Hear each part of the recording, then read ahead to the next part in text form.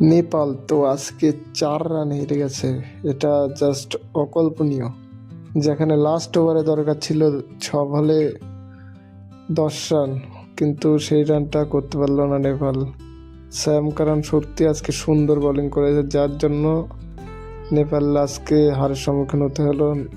এটা সত্যি নেপালি ফ্যানদের জন্য একটু হার্ট ব্রেকিং, বাট আপসেট হওয়ার দরকার নেই, কারণ নেপাল সত্যি একটা ডেঞ্জারাস টিম হিসেবে আত্মপ্রকাশ করেছে। সত্যি কথা, নেপালের যেরকম বোলিং লাইন আপ এবং ব্যাটিং লাইন আপ যেরকম দুর্দান্ত ফিল্ডিং দিয়েছে, সত্যি অকল্পনীয় সুন্দর।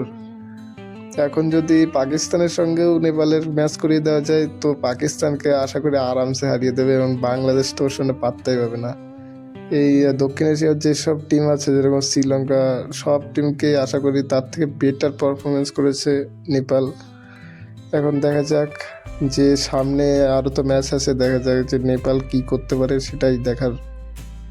আর আপনারা বলে যান যে নেপাল কি সুপার 8-এ পৌঁছাতে পারবে, আপনারা একটু কমেন্ট করে যাবেন।